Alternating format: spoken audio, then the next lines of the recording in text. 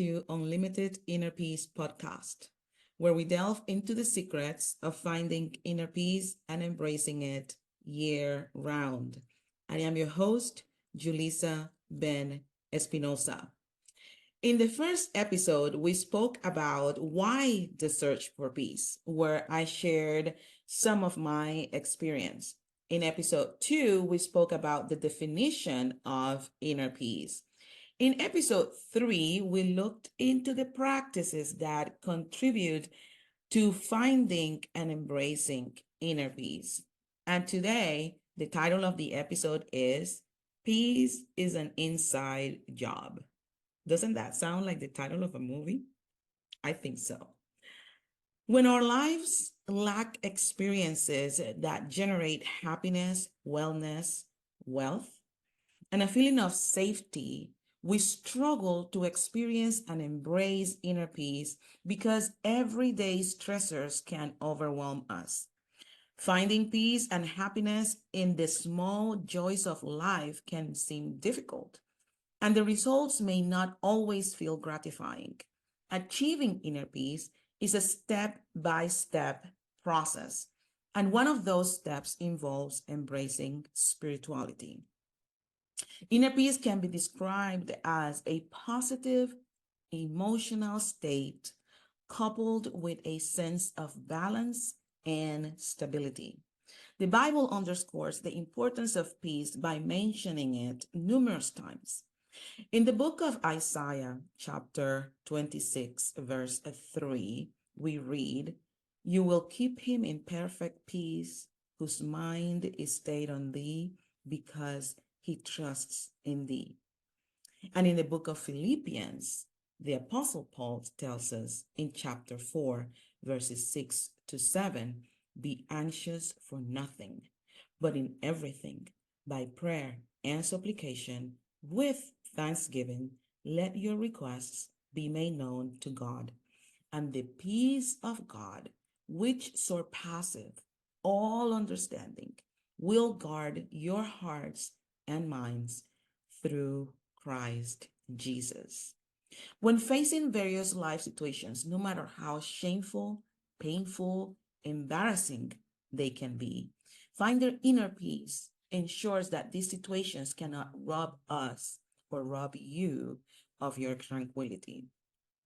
Your peace comes from within and is not dictated by external circumstances. Because you possess that inner calm, you have the power to maintain it regardless of what happens around you. At times, it may feel as though there's nothing left inside of you.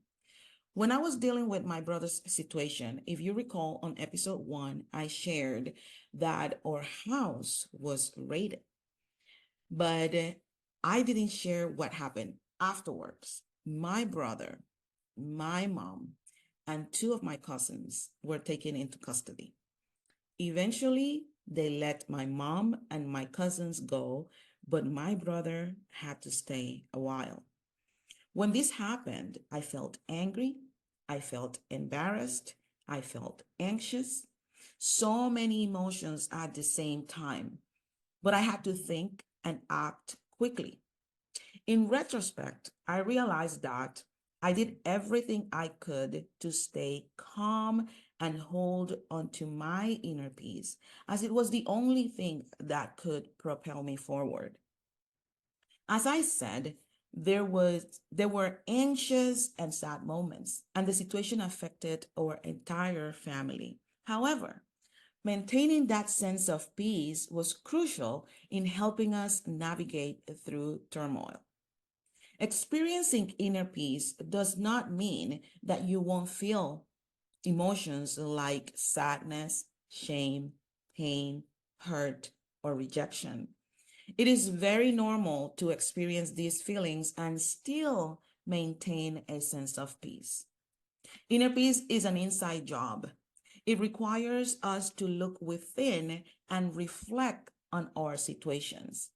We must decide that the situation won't defeat us, but instead that we will find contentment and learn from it. During these moments, we learn to stay balanced, no matter how low we might feel. It's okay to cry. It's okay to sleep a lot because you lack the strength to continue. You might be experiencing depression or feeling as though there's nothing left to keep going for. You might isolate yourself, not wanting to talk to anybody. These reactions are normal and they're natural, and acknowledging them is part of the process of finding and maintaining inner peace. It is normal to feel and acknowledge all of those emotions. It is normal to allow yourself to feel vulnerable and embrace your emotions for a moment. For example, imagine losing a close friend or a loved one and feeling no grief or loss, or hurting someone and feeling no shame, or seeing someone hurting a child and feeling no anger. Our emotions are normal, and it is okay to allow ourselves to experience them. It is what we do with our emotions that's important. Showing our emotions or paying no attention to them, one day they will come back around with extreme force and it will cause us to snap. I saw a video one time of a woman destroying her boyfriend's car. I have no idea what he did to her, but it must have been something pretty bad that triggered her. She was in pain and she was feeling anger. The problem was that she allowed her anger and her pain to lead her to that point, and she could have gotten in trouble. Maybe she did get in trouble. I don't know. The Bible says, be angry and sin not, meaning that anger is not the problem. It's what we do with the anger that is the problem. We should not allow our emotions and feelings to keep us in a state of defeat or impotence or dictate our actions. Emotions help us understand ourselves and situations, and they help us make decisions. It is not good to invalidate our emotions or that of others. For example, telling someone you are overreacting.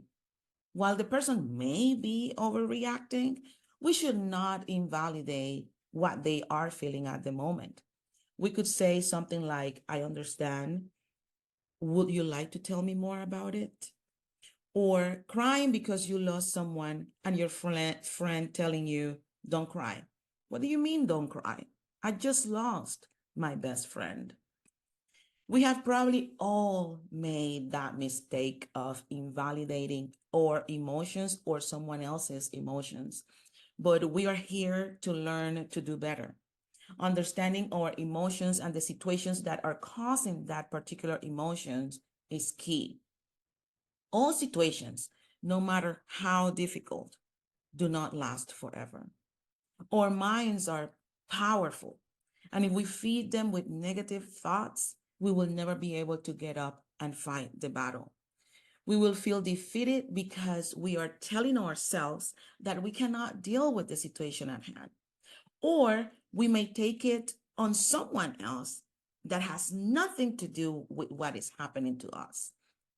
That person has nothing to do with what we are experiencing, but we take it on them.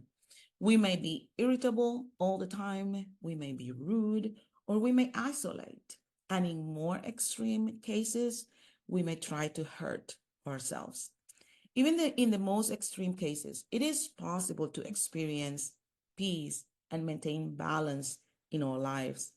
In Philippians 4:8, Paul continues to say, finally, brethren, whatsoever things are true, whatsoever things are noble, whatsoever things are just, whatsoever things are pure, whatsoever things are lovely, whatever things are of good report, if there is any virtue, if there is anything praiseworthy, think or meditate on these things.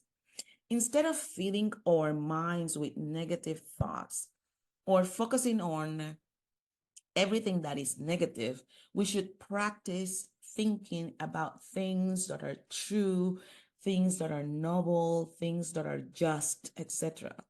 It may seem simple, but if we start practicing this, we may find that we can handle any situation better.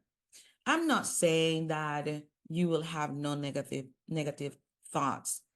We are humans and it will happen. What I am saying is that we should not focus on the negative, but try to assess the situation and find at least one thing, one good thing out of it. Remember the story of Helen Keller? At the age of 19 months, she became very ill with a fever, which some believe today may have been meningitis. This fever left her deaf and blind.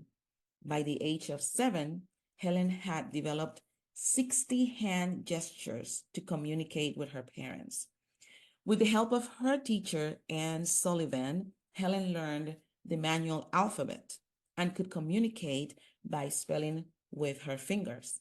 By age 9, she learned to speak and read lips, and she continued to develop these skills throughout her lifetime. Heller, Helen Keller was an avid reader and follower of politics and world events. Among her favorite books were philosophy texts and volumes of poetry. She also enjoyed studying history and economics, as well as foreign languages, including French, Latin, and German. Like Helen, we can think of many others who did not allow adversity to rob them of their inner peace. They were determined to push forward and live their lives with meaning.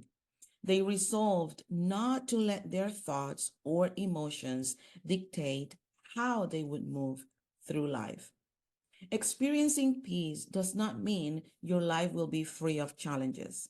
It's how you deal with those situations that truly matters. How do you face them? How do you let those situations dictate what's next?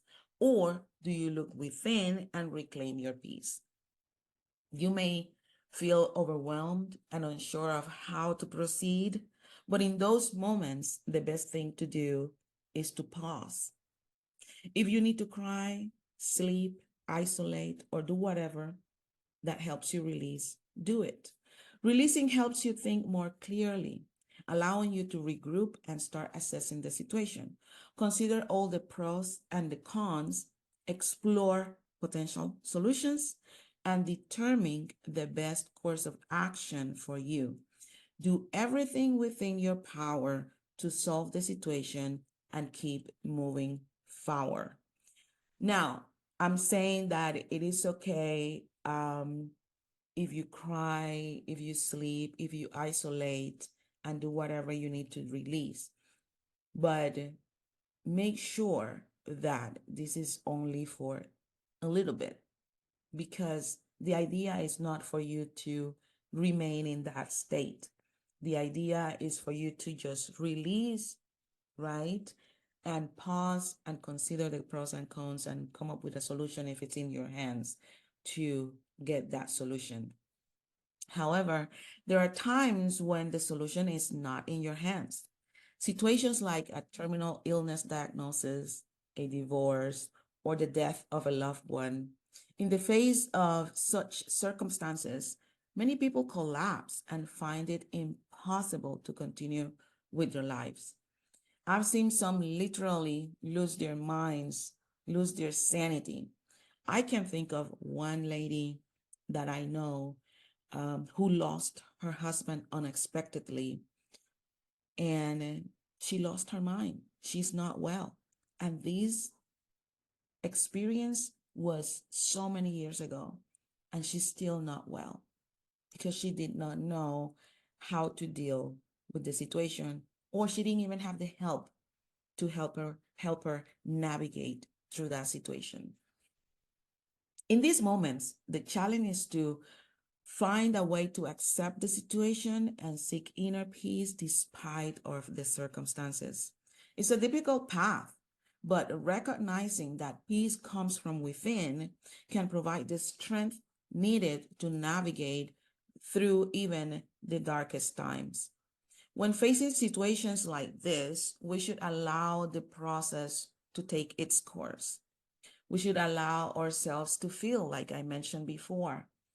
In the case of the death of a loved one, we should allow ourselves to mourn. Even in the case of maybe losing a friend, not that the friend passed away, but you lost that friendship or you went through a divorce, it's okay to mourn. Um, it's okay to mourn, to allow yourself to go through that process.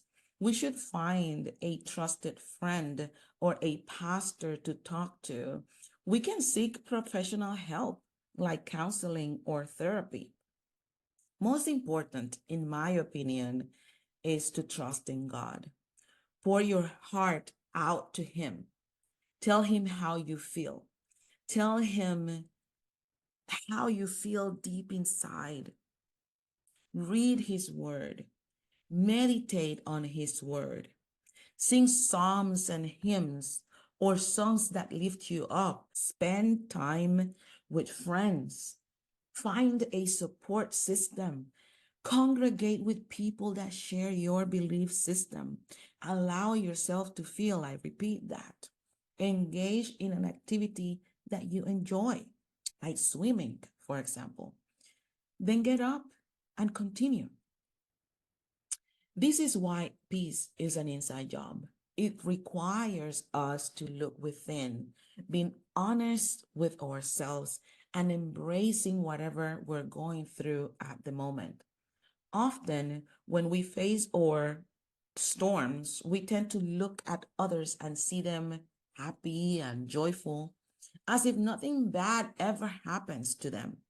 We fall into the trap of thinking that the grass is greener on the other side. Don't make that mistake. As long as we live on this earth, we will all experience hardships, bitterness, resentment, pain, rejection are all universal experiences and emotions that we can all feel. There is absolutely no one on the face of the earth who can honestly say they have never faced a really bad storm in their lives. Storms look different for every person because we are all different and experiences and situations are different. Even a situation that may seem similar to ours is not the same. The way we handle it and how we feel about it, it will be different for others.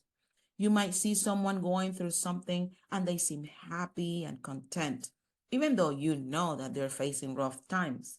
You might wonder, how can they smile? Sometimes they may be pretending just to get by because they don't want anyone to know what's really happening. Thinking the grass looks greener on the other side can be misleading. Not everyone is pretending, of course, if they smile during a storm. Some have genuinely figured out how to be at peace amidst their trials. We can learn from them by observing their tranquility. If their peace is real, it will show. And if it is fake, that will also become evident eventually. So never compare yourself to others. Never say, oh, I wish I could be like so and so. They always look so peaceful. Focus on your own journey to finding inner peace. Understanding that everyone has their own struggles. And the key is to find your own way to navigate through the storms. Recently, I was going through a really rough situation. I may share that about it later. I was on a different episode. I was talking to a friend and she said, Julie, you look so peaceful, calm, and refreshed. It looks like everything is going well with you. While I wasn't in complete chaos or feeling like I was in turmoil inside, I thought to myself, but I am experiencing a difficult time in my life. Praise God that what she perceived was not someone on the brink of despair, but someone who has the peace of God. I eventually shared with that friend what was happening, and she said, "Wow, you are going through a lot. I am here, even if you just want to talk." I thought that was very kind of her. Another person once told me, "You always seem so calm and grounded." And I responded, That's God, because there is no way that I can do all of this by myself. To be honest with you, sometimes I may look calm and grounded, but I might be feeling sad inside due to whatever is going on in my life. But I have the peace that passeth all understanding that only God can give. This is a testament to the inner peace that God can provide, which allows me and can allow you to face life's challenges without letting them overwhelm you. The Bible talks a lot about emotions. I encourage you to read the book of Proverbs and the book of Psalms. In the book of Psalms, we find David opening his heart to God. He is very open. He tells God everything that he's feeling. The Bible is like a manual that teaches us how to manage or deal with our emotions. In the book of Proverbs, in chapter 16, in verse 32, we read, "He who is slow to anger is better than the mighty, and he who rules his spirit than he who takes a city." It doesn't say he who doesn't get angry, but he who is slow to anger and he who controls himself is better than the mighty. Are you in charge of your emotions, or are your emotions controlling you? I think we've all heard about emotional intelligence, right? It is the ability to perceive or understand, express or use and regulate our emotions in positive ways. So basically, what Proverbs 16:32 is telling us, whoever learns how to manage their emotions positively will be more successful in life. If we learn to manage our emotions, if we learn to control our emotions, if we learn to not allow our emotions to dictate our decisions, we will be successful in life. So don't suppress your emotions. Do not hide them. Learn how to manage them. In the book, The Body Keeps the Score, the author states, neuroscience research shows the only way we can change the way we feel is by becoming aware of our inner experience and learning to befriend what is going inside ourselves. That is a powerful statement. We must become aware of our inner experience. We must understand our feelings and emotions and learn how to manage them if we want to be successful in life. Find inner peace and embrace it year round. Remember again what Proverbs 16:32 says. He who is slow to anger is better than the mighty, and he who rules his spirit than he who takes a city. Thank you very much for watching this episode. I see you on the next one. Bye bye.